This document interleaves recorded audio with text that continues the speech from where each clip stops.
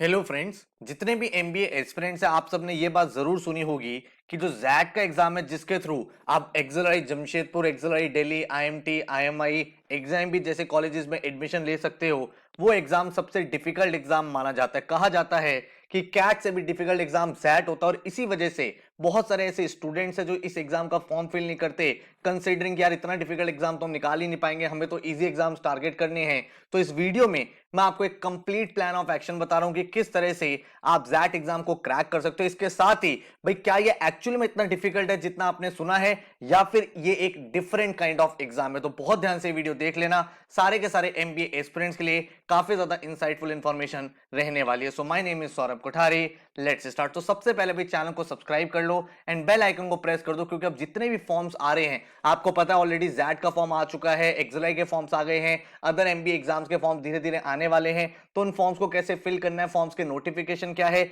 उन सब के अपडेट्स आपको मिल जाएंगे। इसके साथ ही कंप्लीट प्रेपरेशन हमारी यूट्यूब चैनल पर चल रही है, तो उन सब के अपडेट्स भी आपको मिलते चले जाएंगे। तो चैनल को जरूर जरूर सब्सक्राइब कर लेना एंड इंस्टाग्राम पे हमारा चैनल है स्टडी बस एजुकेशन, इसको फॉलो कर लेना है। डेली बेसिस पे current affairs, quant, shortcut, vocabulary words आपको मिलते रहेंगे। अब मैं अगर इंपॉर्टेंट डेट्स की बात आपसे करूं तो जो जैट का इस साल एग्जाम है वो है 7 जनवरी 2024 को। 3.5 आवर का एग्जाम है और रजिस्ट्रेशन ऑलरेडी बिगिन हो चुके हैं। तो आप अगर जैट ऑनलाइन की वेबसाइट पे जाओगे तो वहां पे आप भाई पूरा का पूरा फॉर्म फिल कर सकते हो।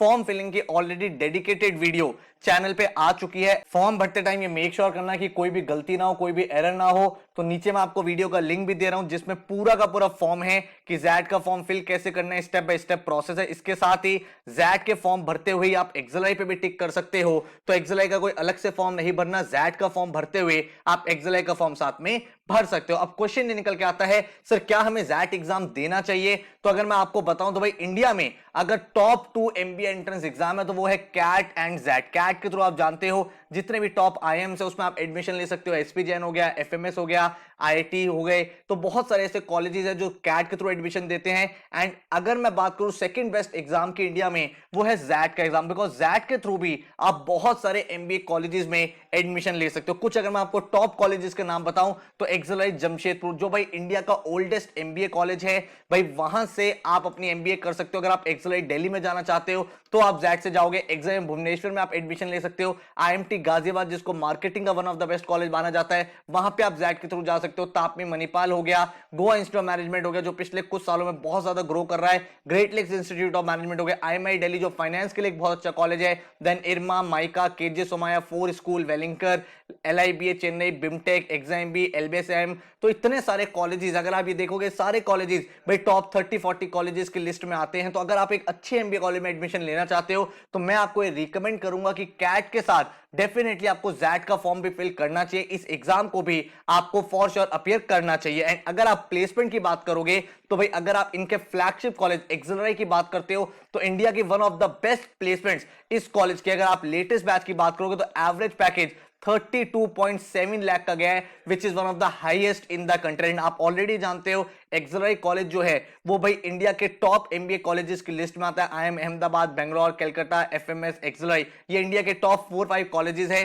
तो अगर आप ऐसे कॉलेज में एडमिशन लेते हो तो एक बहुत ही अच्छा लर्निंग एक्सपीरियंस आपका रहता है। कॉलेज की जो मीडियम सैलरी है वो 30 लाख है, हाईएस्ट सैलरी 1.1 करोड़, टॉप 10% बच्चों की सैलरी 57.7 एंड टॉप 25% बैच की जो सैलरी थी that was 46.8। And the good part is that कि XLRI Jamshedpur and XLRI Delhi दोनों कैंपस की कंबाइंड प्लेसमेंट होती है। तो अगर आप चाहे जमशेदपुर कैंपस में हो चाहे आप दिल्ली कैंपस में हो, आपको भाई इक्वल अपॉर्चुनिटीज मिलती है एक टॉप कंपनी, एक टॉप प्रोफाइल में अपना करियर स्टार्ट करने के लिए। बात ये निकल के आती है कि इसको डिफिकल्ट एग्जाम क्यों बोला जाता है, क्योंकि भाई अगर आप इस पेपर का पैटर्न देखोगे, पार्ट 1 एंड पार्ट 2 दो पार्ट्स में पेपर आपका डिवाइडेड है।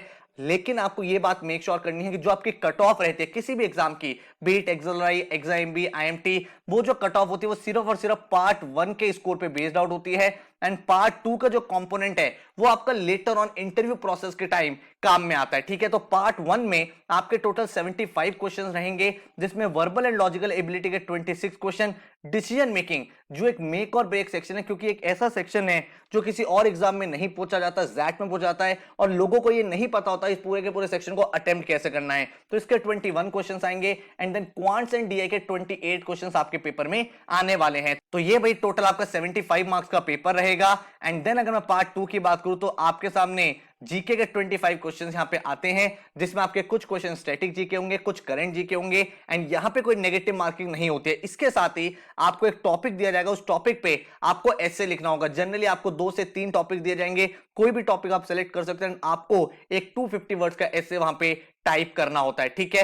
एंड अगर मैं बात करूं कट ऑफ की, भाई लास्ट ईयर की क्या कट ऑफ रही थी, तो बीएम प्रोग्राम की, जो भाई एक्सएलआई में आपको पता है 2 कोर्सेज होते हैं एक्सएलआई में, आपका बीएम एंड एचआरएम, ठीक है। तो अगर आप बीएम देखोगे तो इंजीनियर्स जो थे एंड नॉन इंजीनियर्स जो थे उनकी अलग अलग कट ऑफ आती है। तो मेल इंजीनियर की जो कट ऑफ थी वो 95 परसेंटाइल थी, फीमेल इंजीनियर की जो कट ऑफ थी वो 92 परसेंटाइल थी, मेल नॉन इंजीनियर 95 था एंड फीमेल नॉन इंजीनियर 92 था। एंड अगर हम एचआरएम की बात करें तो भाई मेल इंजीनियर 93 परसेंटाइल चाहिए था, female engineer 91 percentile, male non engineer 90 percentile and female non engineer 98 percentile. तो ये आपको कट ऑफ के लिए चाहिए था। एंड कितने मार्क्स पे आपकी ये स्कोर अचीव होगा, ये परसेंटाइल अचीव होगा, ये मैंने आपको यहां पे बता दिया। अगर आप 99 परसेंटाइल एम कर रहे हो तो 45 मार्क्स में से, मतलब अगर आपका 75 मार्क्स का सेक्शन 1 है, क्योंकि जैसे कि मैंने आपको बताया सिर्फ पार्ट 1 के मार्क्स काउंट होते हैं, तो 75 में से 45 मार्क्स आपको चाहिए था फॉर 99 परसेंटाइल। एंड अगर आप देखोगे 95 परसेंटाइल के लिए तो आपको 39 मार्क्स चाहिए थे एंड 90 परसेंटाइल के लिए आपको 35 मार्क्स चाहिए। तो अगर आप यहां पे ध्यान से देखोगे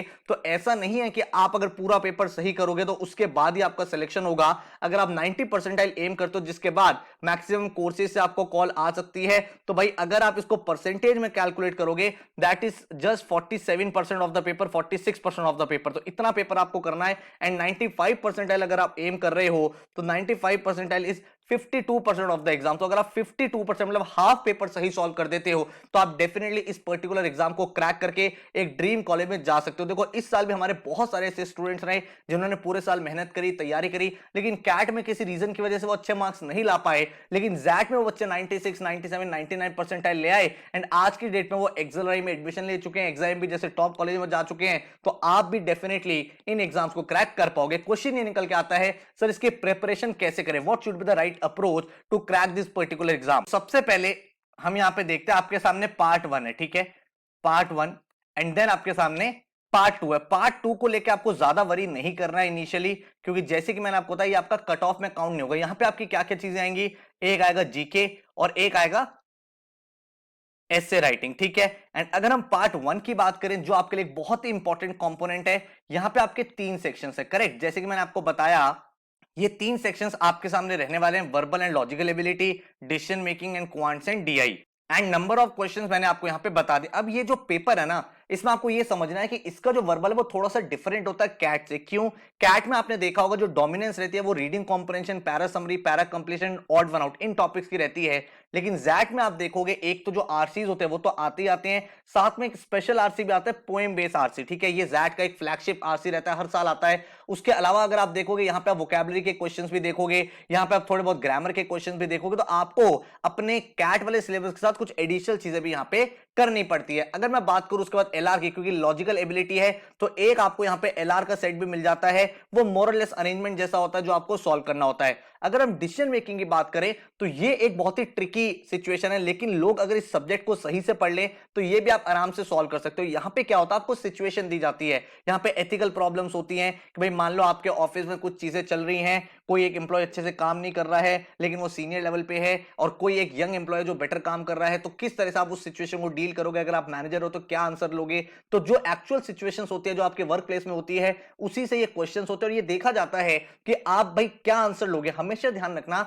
डिसीजन मेकिंग के सब्जेक्ट में हमेशा 2 आंसर होंगे, एक तो प्रैक्टिकल आंसर और एक आइडियल आंसर। लोग यहीं पे गलती करते हैं कि भाई मैं आंसर एग्जाम में क्या टिक करूं, प्रैक्टिकल टिक करना है कि आइडियल टिक करना। तो इसके लिए मैंने एक पूरा डिसीजन मेकिंग आपको पढ़ाया हुआ है, 1.5 आवर्स की वीडियो है हमारे चैनल पे ही। लाखों बच्चों ने उस वीडियो को देखा है, उसके बाद मैंने देखा कि बच्चों का खुद इतना स्कोर इंप्रूव हुआ। मेरा खुद डिसीजन मेकिंग में 99.8 परसेंटाइल था जब मैं एक्सएलआई में गया था। तो इस पर्टिकुलर सेक्शन को आप बहुत ही कंफर्टेबली क्रैक कर सकते हो, प्रोवाइडेड आपने उसका राइट मैकेनिज्म सीखा हो, ठीक है। तो आप जरूर चैनल पे जाकर डिसीजन मेकिंग स्टडी बस सर्च कर लेना, आपको भाई वो वीडियो बहुत बहुत ज्यादा हेल्पफुल लगेगी। एंड उसके बाद आप कंफर्टेबली इस पूरे सेक्शन को क्रैक कर पाओगे। यहाँ पे एथिकल प्रॉब्लम्स आती है, यहाँ पे डेटाबेस प्रॉब्लम्स आती है, यहाँ पे डिफरेंट सोशल इश्यूज आते हैं, एनवायरमेंटल इश्यूज के ऊपर क्वेश्चन होते हैं कि आपको बिल्डिंग बनानी है लेकिन वहां पे भाई कुछ नेचर रिलेटेड चीजें, तो किस तरह से उस प्रॉब्लम को आप डील करोगे, आप एज अ मैनेजर क्या डिसीजन लोगे, एज अ सीईओ क्या डिसीजन लोगे, तो वो सारी की सारी सिचुएशन बेस्ड क्वेश्चन यहाँ पे बनते हैं। अब बात आती है third section quants and DI की,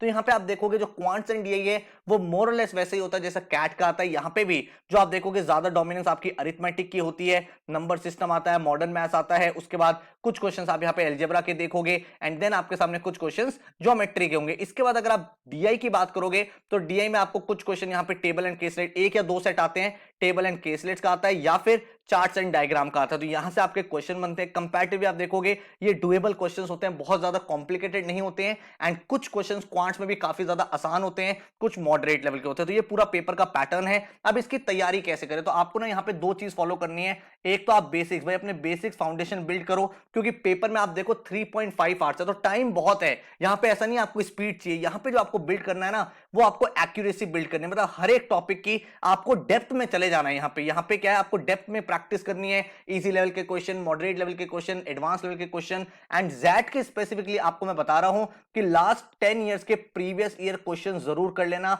वर्बल के भी, डिसीजन मेकिंग के भी, क्वांट्स के भी, डीआई के भी। बहुत बार जैट में ऐसा देखा गया है कि काफी सारे क्वेश्चंस चाहे वो डिसीजन मेकिंग के हो या फिर क्वांट्स के हो, वो प्रीवियस ईयर के जैसे ही क्वेश्चंस आते हैं। बहुत बार तो प्रीवियस ईयर से ही इंस्पिरेशन लेके वो क्वेश्चन बनाए जाते हैं। तो बहुत बहुत ज्यादा इंपॉर्टेंट है कि आप भाई 10 साल के प्रीवियस ईयर के क्वेश्चन पेपर जरूर जरूर कर लो। उसके बाद अगर हम बात करें पार्ट 2 पे, जिसका नाम है जीके का सेक्शन, तो जीके में आप देखोगे around current affairs and static GK का जो आपका डिवीजन रहेगा वो कुछ इस तरह से रहेगा। अराउंड 14-15 क्वेश्चन आप करंट अफेयर्स के देख सकते हो, एंड अराउंड 10 से 12 क्वेश्चन आपके स्टैटिक जीके के आते हैं। तो लास्ट 1 ईयर की करंट अफेयर्स आप पढ़ लो। क्वेश्चन बच्चों के आता है सर अगर हम जीके ना करें तो कुछ हो जाएगा। देखो आपका पहला फोकस होना चाहिए पार्ट 1 को क्रैक करने पे। एक बार ये सेक्शन आपने क्रैक कर लिया, उसके बाद आपको जीके के लिए एडिशनल थोड़ी बहुत प्रिपरेशन करनी है। अगर यहाँ पे थोड़ा बहुत कम भी स्कोर रह जाएगा तो इतना ज्यादा फर्क नहीं पड़ता, थोड़ा बहुत इंटरव्यू के टाइम वो पूछते हैं, लेकिन उसको भी आप आराम से डील कर सकते हो। तो first priority, first focus has to be on part 1।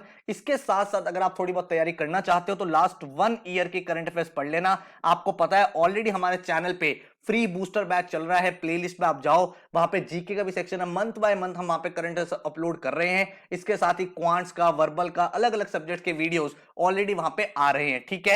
And then आपके सामने कुछ स्टैटिक जीके है। स्टैटिक जीके की ऑलरेडी चैनल पे 11 आवर्स की वीडियो है, 10 आवर्स की वीडियो, जिसमें पूरा का पूरा रिवीजन कराया हुआ है। लास्ट ईयर बहुत सारे डायरेक्ट क्वेश्चन वहां से पूछे गए थे, तो वो आप कर सकते हो। सिमिलरली एस्से राइटिंग के ऊपर मैंने 1 आवर का एक वीडियो बनाया था, जैट एस्से राइटिंग के ऊपर, जिसको अगेन काफी हजारों बच्चों ने देखा हुआ है। तो उसको आप देख लोगे तो आपको एक कंप्लीट अप्रोच पता चल जाएगी किस तरह से ऐसे लिखते हैं, क्या क्या टॉपिक्स पूछे जा सकते हैं। और उस वीडियो में मैंने आपको लाइव ऐसे लिख के भी दिखाया है, तो वो आपको काफी ज्यादा हेल्पफुल रहेगा। ये सारे के सारे भाई आपको जो रिसोर्सेज है इस चैनल पे मिल रहे हैं, आपको कुछ नहीं करना, आप सिर्फ यूट्यूब पे सर्च कर लो जैट एस्से राइटिंग स्टडी बस, जैट स्टैटिक जीके स्टडी बस, एंड आपको complete revision video 1 shot videos में पूरी तैयारी हो जाएगी। तो पार्ट 2 तो सिर्फ और सिर्फ आप वीडियोस कर लोगे ना तो भी बहुत है, और आपको एक्स्ट्रा कुछ नहीं करना, क्योंकि इसकी ज्यादा रेलिवेंस आपके सिलेक्शन में बहुत ज्यादा नहीं रहने वाली है, ठीक है।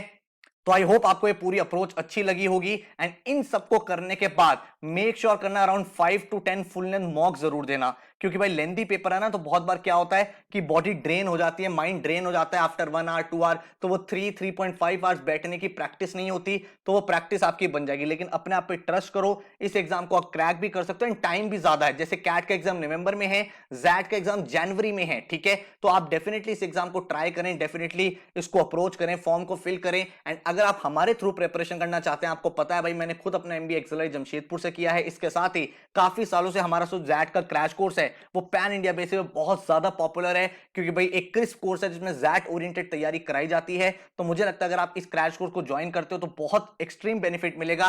लेकिन अभी हमने इसको लॉन्च नहीं किया, अगर आप चाहते हो कि जल्दी लॉन्च कर दे, क्योंकि हर साल तो हम नवंबर में लॉन्च करते हैं, दिसंबर में लॉन्च करते हैं, लेकिन अगर आप चाहते हो कि सर हमें अभी से जैट की तैयारी करनी है, मैं जैट को टारगेट कर रहा हूं, तो नीचे कॉमेंट करके मुझे जरूर बताना। अगर आप बोलो कि भाई सर जल्दी कोर्स लाना है, तो हम लोग भाई उसको जल्दी लॉन्च कर देंगे, ठीक है। आप अगर रिजल्ट देखना चाहते हो जैट के, तो आप देख सकते हो काफी अमेजिंग रिजल्ट बच्चों के यहाँ पे रहे हैं। आकाश घोषाल 99.5 परसेंटाइल इस बच्चे ने इस साल अचीव किया है। एंड भाई करेंटली इस बच्चे ने एक्सेलराइज जमशेदपुर में अपने ड्रीम कोर्स एचआरएम में एडमिशन लिया है। तो अभी इसी साल इसने एडमिशन लिया, हमारे स्टूडेंट आप चेक कर सकते हो। सुकंता पाल 99.16, देन मयंक धपोला 99.69, आशित पुरी 99.65, 99.19, अंकुश मिश्रा, देन रिदीप बासक 98.7, 98.88, सक्षम मल्होत्रा, देन मयूर 98.02, यश चौहान 97.73, नेवल खंडेलवाल 97.36, देन स्वप्निल 99.03। तो इस तरह के अमेजिंग रिजल्ट बच्चों के रहे हैं एंड काफी सारे बच्चों ने इनमें से एक्सएलआई को कन्वर्ट किया। तो अगर आप मेहनत करने के लिए तैयार हो तो ये मत सोचो सर मैं तो एक एवरेज स्टूडेंट हूं, जैट तो सबसे डिफिकल्ट एग्जाम होता है। नहीं, सब कुछ मैनेजेबल है